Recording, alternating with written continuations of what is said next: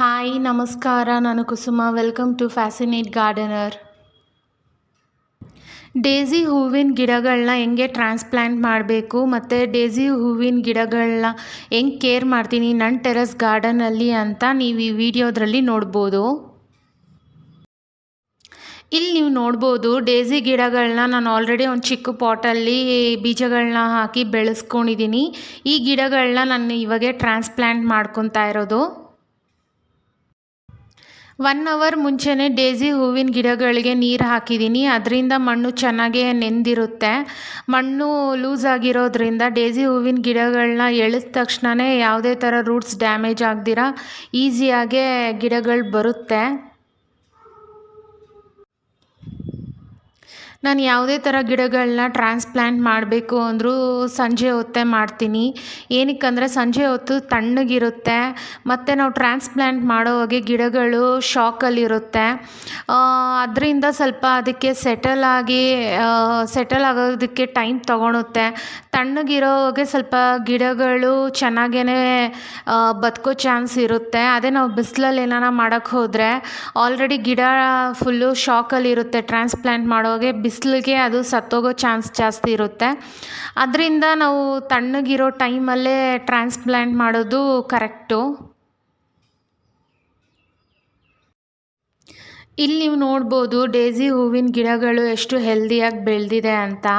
ಇದನ್ನೆಲ್ಲ ಒಂದೊಂದೇ ನಾನು ಇಲ್ಲಿ ಟ್ರಾನ್ಸ್ಪ್ಲ್ಯಾಂಟ್ ಮಾಡ್ಕೊತಾ ಇದ್ದೀನಿ. ಈ ಟಬ್ಬಲ್ಲಿ ನಾನು ಕಿಚನ್ ವೇಸ್ಟ್ ಕಂಪೋಸ್ಟಿಂಗ್ ಲೇಯರ್ ಮೆಥಡಲ್ಲಿ ಮಾಡ್ಕೊಂಡಿದ್ದೆ. 10 ದಿವಸ ಆಗಿದೆ. ಅದರಿಂದ ನಾನು ಇವಾಗೆ ಡೇಸಿ ಹೂವಿನ ಗಿಡಗಳನ್ನ ಟ್ರಾನ್ಸ್ಪ್ಲ್ಯಾಂಟ್ ಮಾಡ್ಕೊತಾ ಇದ್ದೀನಿ. ನಾನು ಯಾವುದೇ ಥರ ಪಾಟಿಂಗ್ ಮಿಕ್ಸ್ ಅಂತ ಸಪ್ರೇಟಾಗಿ ಮಾಡ್ಕೊಳಲ್ಲ. ಸ್ವಲ್ಪ ಮಣ್ಣು ತೆಗೆದು ಡೇಸಿ ಹೂವಿನ ಗಿಡಗಳನ್ನ ಹಾಕ್ತಾಯಿದ್ದೀನಿ. ತುಂಬ ಡೀಪಾಗಿ ಏನೂ ಹಾಕೋದೇನು ಬೇಕಾಗಿಲ್ಲ. ಮೇಲೆ ಸ್ವಲ್ಪ ಮಣ್ಣು ತೆಗೆದು ಹಾಕಿದ್ರೂ ಚೆನ್ನಾಗೇ ಬೆಳೆಯುತ್ತೆ ಗಿಡ. ಇಲ್ಲಿ ನೀವು ನೋಡ್ಬೋದು ಈ ಡೇಸಿ ಹೂವಿನ ಗಿಡದಲ್ಲಿ ಬೇರುಗಳು ಎಷ್ಟು ಉದ್ದಕ್ಕೆ ಬೆಳ್ಕೊಂಡಿದೆ ಅಂತ. ನಾನಿಲ್ಲಿ ಡೇಸಿ ಹೂವಿನ ಗಿಡಗಳು ಬೆಳೆಸೋದಕ್ಕೆ ಅಗಲವಾಗಿರೋ ಟಬ್ಬು ತೊಗೊಂಡಿದ್ದೀನಿ. ನೀವು ಬೇಕಂದರೆ ಪಾಟ್ಸಲ್ಲಿ ಕೂಡ ಈಸಿಯಾಗಿ ಬೆಳೆಸ್ಕೊಬೋದು. ಡೇಸಿ ಹೂವಿನ ಗಿಡಗಳಿಗೆ ಉದ್ದಕ್ಕಾಗಿರೋ ಪಾಟ್ಸ್ ಏನೂ ಬೇಕಾಗಿಲ್ಲ. ಇಂಥ ಅಗಲವಾಗಿರೋ ಅಂಥ ಪಾಟ್ಸಲ್ಲಿ ತುಂಬಾ ಗಿಡಗಳು ಹಾಕಿದ್ರೆ ಹೂಗಳು ಬಿಟ್ಟಿರೋಗೆ ತುಂಬಾ ಚೆನ್ನಾಗಿ ಕಾಣಿಸುತ್ತೆ. ಡೇಸಿ ಹೂವಿನ ಗಿಡಗಳಿಗೆ ಒಂದು ಸತಿ ಪಾಟಿಂಗ್ ಮಿಕ್ಸು ಇಲ್ಲಾಂದರೆ ನಾನು ಮಾಡ್ಕೊಂಡಿರೋ ಹಂಗೆ ಕಿಚನ್ ವೇಸ್ಟ್ ಕಂಪೋಸ್ಟಿಂಗ್ ಮಾಡ್ಕೊಂಡ್ಮೇಲೆ ತುಂಬಾ ಇಂಪಾರ್ಟೆಂಟಾಗಿ ನೋಡ್ಕೊಳ್ಬೇಕಾಗಿರೋದು ಆ ಪಾಟ್ದು ಡ್ರೈನೇಜ್ ಹೋಲು. ಅಕಸ್ಮಾತ್ ಒಂದೊಂದು ಸತಿ ಪಾಟ್ಗೆ ಡ್ರೈನೇಜ್ ಹೋಲೇ ಇರಲ್ಲ, ಇಲ್ಲಾಂದರೆ ಡ್ರೈನೇಜ್ ಹೋಲ್ ಏನಾರ ಬ್ಲಾಕ್ ಆಗಿದೆ ಅಂದರೆ ಡೇಸಿ ಹೂವಿನ ಗಿಡಗಳ ಬೇರು ಕೊಳಿಯೋಕ್ಕೆ ಸ್ಟಾರ್ಟ್ ಆಗುತ್ತೆ. ಅದರಿಂದ ನಾವು ಡ್ರೈನೇಜ್ ಹೋಲ್ ಇಂಪಾರ್ಟೆಂಟಾಗಿ ನೋಡ್ಕೊಳ್ಬೇಕು. ಮತ್ತು ಅದನ್ನು ಟ್ರಾನ್ಸ್ಪ್ಲ್ಯಾಂಟ್ ಮಾಡಿರೋ ದಿನ ಮಾತ್ರನೇ ನಾವು ನೀರು ಡ್ರೈನೇಜ್ ಹೋಲಿಂದ ಆಚೆ ಬರೋವರೆಗೂ ನೀರು ಹಾಕ್ತೀವಿ. ನೆಕ್ಸ್ಟ್ ಡೇಯಿಂದ ಗಿಡಕ್ಕೆ ಎಷ್ಟು ಬೇಕೋ ಅಷ್ಟು ಮಾತ್ರನೇ ನೀರು ಹಾಕಬೇಕು. ತುಂಬಾ ಜಾಸ್ತಿ ಹಾಕಕ್ಕೆ ಹೋದ್ರೂ ಬೇರುಗಳೆಲ್ಲ ಕೊಳೆಯೋಕ್ಕೆ ಸ್ಟಾರ್ಟ್ ಆಗುತ್ತೆ.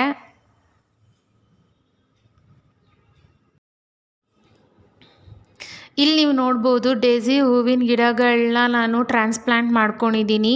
ಒಂದು ಗಿಡ ನಾಟ್ಕೊಂಡ್ಮೇಲೆ ಸ್ವಲ್ಪ ಜಾಗ ಬಿಟ್ಟು ಇನ್ನೊಂದು ಗಿಡನ ಹಾಕ್ಕೊಂಡು ಹಿಂಗೆ ಟಬ್ಬು ತುಂಬಾನು ಡೇಸಿ ಹೂವಿನ ಗಿಡಗಳನ್ನ ಟ್ರಾನ್ಸ್ಪ್ಲ್ಯಾಂಟ್ ಮಾಡಿದ್ದೀನಿ. ಡೇಸಿ ಹೂವಿನ ಗಿಡಗಳಿಗೆ ನಾನು ವಾಟರ್ ಸ್ಪ್ರೇಯಿಂದನೇ ಇವತ್ತು ನೀರು ಹಾಕ್ತಾಯಿದ್ದೀನಿ. ಡ್ರೈನೇಜ್ ಹೋಲಿಂದ ಬರೋವರೆಗೂ ನಾನು ಇವತ್ತು ಚೆನ್ನಾಗೇ ವಾಟರ್ ಸ್ಪ್ರೇಯಲ್ಲಿ ನೀರು ಹಾಕ್ಕೊತಾ ಇದ್ದೀನಿ. ನೆಕ್ಸ್ಟ್ ಡೇಯಿಂದ ನಾನು ಹಿಂಗೆ ಓವರ್ ವಾಟರಿಂಗ್ ಮಾಡಲ್ಲ. ಗಿಡಕ್ಕೆ ಎಷ್ಟು ಬೇಕೋ ಅಷ್ಟು ಮಾತ್ರನೇ ಹಾಕ್ತೀನಿ. ಗಿಡಗಳು ಟ್ರಾನ್ಸ್ಪ್ಲ್ಯಾಂಟ್ ಮಾಡಿದ್ಮೇಲೆ ನಾನು ಒಂದು 2 ದಿವಸ ಇದನ್ನು ನೆರಳಲ್ಲೇ ಇಟ್ಟಿರ್ತೀನಿ. ಗಿಡಗಳು ಟ್ರಾನ್ಸ್ಪ್ಲ್ಯಾಂಟ್ ಮಾಡಿರೋದ್ರಿಂದ ಶಾಕಲ್ಲಿರುತ್ತೆ. ಸ್ವಲ್ಪ ಇದು ಸೆಟಲ್ ಆಗಲಿ ಅಂತ ಒಂದು 2 ದಿವಸ ನೆರಳಲ್ಲಿಟ್ಟು ಆಮೇಲೆ ಮತ್ತೆ ಈ ಟಬ್ಬನ್ನು ನಾನು ಬಿಸಿಲಿಗೆ ಶಿಫ್ಟ್ ಮಾಡ್ಕೊತೀನಿ. ನೀವಿಲ್ಲಿ ನೋಡ್ಬೋದು ನಾನು ಟ್ರಾನ್ಸ್ಪ್ಲ್ಯಾಂಟ್ ಮಾಡಿದ್ದೆಲ್ಲ ಡೇಸಿ ಹೂವಿನ ಗಿಡಗಳು ಬೆಳೆಯೋಕ್ಕೆ ಶುರುವಾಗಿದೆ. ಡೇಸಿ ಹೂವಿನ ಗಿಡಗಳಿಗೆ 4ರಿಂದ 6 ಅವರ್ ಬಿಸಿಲು ಬೇಕಾಗುತ್ತೆ. ಆದ್ದರಿಂದ ನಿಮ್ಮ ಟೆರೆಸ್ ಗಾರ್ಡನಲ್ಲಿ 4ರಿಂದ 6 ಅವರು ಬಿಸಿಲು ಬೀಳೋ ಅಂಥ ಜಾಗದಲ್ಲಿ ಡೇಸಿ ಹೂವಿನ ಗಿಡಗಳ ಪಾಟ್ ಇಕ್ಕಿದ್ರೆ ಗಿಡ ತುಂಬಾ ಚೆನ್ನಾಗಿ ಬೆಳೆದು ಹೂಗಳು ಬಿಡೋಕ್ಕೆ ಸ್ಟಾರ್ಟ್ ಆಗುತ್ತೆ.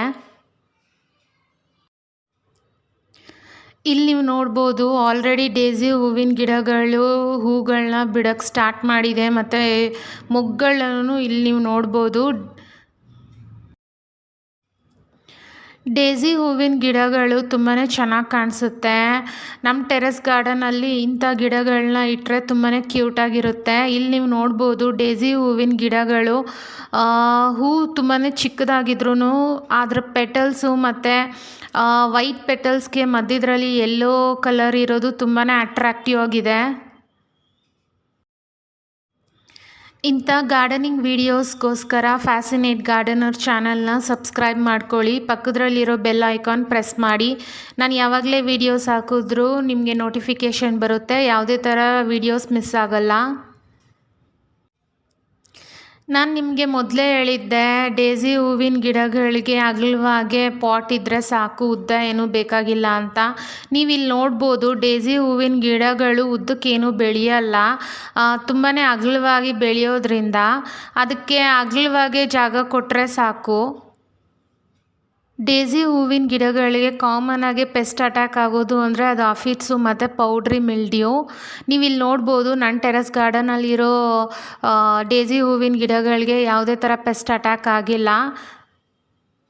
ನಿಮ್ಮ ಗಿಡಗಳಲ್ಲಿ ಏನಾನ ಇಂಥ ಆಫಿಡ್ಸು ಮತ್ತು ಪೌಡ್ರಿ ಮಿಲ್ಡ್ಯೂ ಇದೆ ಅಂದರೆ ಅದಕ್ಕೆ ಸಿಂಪಲ್ ರೆಮಿಡಿ ಅಂದರೆ ಒಂದು ಸ್ಪ್ರೇ ಬಾಟ್ಲಲ್ಲಿ ಸ್ವಲ್ಪ ಹ್ಯಾಂಡ್ ವಾಶು ಮತ್ತು ನೀಮ್ ಆಯಿಲ್ ಹಾಕಿ ಒಂದು ಅರ್ಧ ಅವರ್ ಅದನ್ನು ಹಂಗೆ ಇಟ್ಬಿಡಬೇಕು. ಯಾಕಂದರೆ ನೀಮ್ ಆಯಿಲು ಮತ್ತು ಹ್ಯಾಂಡ್ ವಾಶ್ ಚೆನ್ನಾಗಿ ನೀರಲ್ಲಿ ಕರಗಿದ್ರೆ ಆಮೇಲೆ ಸ್ಪ್ರೇ ಮಾಡಿದ್ರೆ ಅದು ಎಫೆಕ್ಟ್ ಚೆನ್ನಾಗಿರುತ್ತೆ.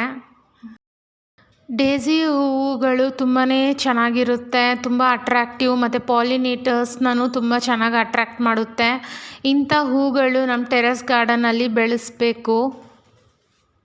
ಡೇಸಿ ಹೂಗಳು ತುಂಬಾ ಅಟ್ರಾಕ್ಟಿವ್ ಆಗಿರುತ್ತೆ. ನನಗೆ ಇಂಥ ಹೂಗಳನ್ನೆಲ್ಲ ಕಟ್ ಮಾಡಿಬಿಟ್ಟು ಒಂದು ಬಂಚ್ ಥರ ಮಾಡಿ ವಾಸಲ್ಲಿ ನೀರು ಹಾಕಿ ಮನೆ ಒಳಗಡೆ ಇಡೋದು ತುಂಬಾ ಇಷ್ಟ ಆಗುತ್ತೆ.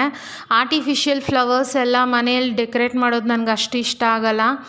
ಡೇಸಿ ಹೂವಿನ ಗಿಡಗಳು ತುಂಬಾ ಹೂಗಳನ್ನ ಬಿಡಬೇಕು ಅಂದರೆ ಒಂದು ಸತಿ ಡೇಸಿ ಹೂವಿನ ಗಿಡಗಳಲ್ಲಿ ಹೂ ಬಿಟ್ಟ ತಕ್ಷಣವೇ ಅದನ್ನು ಕಟ್ ಮಾಡಿ ಕಲೆಕ್ಟ್ ಮಾಡ್ಕೊತಾ ಇರಬೇಕು. ಆವಾಗ ಗಿಡ ತುಂಬಾ ಹೂಗಳನ್ನ ಬಿಡುತ್ತೆ. ಸ್ಟಾರ್ಟಿಂಗಲ್ಲಿ ನಾವು ಡೇಸಿ ಹೂಗಳನ್ನ ಕಲೆಕ್ಟ್ ಮಾಡ್ಕೊತಾ ಇರಬೇಕು, ಇಲ್ಲ ಅಂದರೆ ಹೂಗಳೇ ಬೀಜ ಆಗಿ ಫಾರ್ಮ್ ಆಗ್ತಾ ಇರುತ್ತೆ. ಆವಾಗ ಗಿಡ ತುಂಬಾ ಡಲ್ ಆಗುತ್ತೆ. ಅದರಿಂದ ನಾವು ಸ್ಟಾರ್ಟಿಂಗಲ್ಲಿ ಡೇಸಿ ಹೂಗಳನ್ನ ಕಲೆಕ್ಟ್ ಮಾಡಿಕೊಂಡು ಇನ್ನೇನು ಎಂಡ್ ಆಗ್ತಾ ಇದೆ ಅನ್ನೋ ಹಾಗೆ ಬೇಕಂದರೆ ನಾವು ಬೀಜಗಳನ್ನ ಮಾಡ್ಕೊಬೋದು. ಇಲ್ಲಿ ನೀವು ನೋಡ್ಬೋದು ಡೇಸಿ ಹೂಗಳು ಪೆಟಲ್ಸ್ ಎಲ್ಲ ಉದುರೋಗ್ಮೇಲೆ ಬೀಜಗಳಾಗಿ ಫಾರ್ಮ್ ಆಗ್ತಾ ಇದೆ. ಡೇಸಿ ಹೂವಿನ ಬೀಜಗಳು ತುಂಬಾ ಚಿಕ್ಕದಾಗಿರುತ್ತೆ. ನೀವಿಲ್ಲಿ ನೋಡ್ಬೋದು ಡೇಸಿ ಹೂವಿನ ಬೀಜಗಳು ಫಾರ್ಮ್ ಆಗ್ತಾ ಇದೆ, ಪೆಟಲ್ಸ್ ಎಲ್ಲ ಉದುರೋಗಿದೆ. ಚೆನ್ನಾಗಿ ಒಣಗಿದ್ಮೇಲೆ ನಾನು ಇಲ್ಲಿ ಬೀಜಗಳನ್ನ ಕಲೆಕ್ಟ್ ಮಾಡ್ಕೊತಾ ಇದ್ದೀನಿ.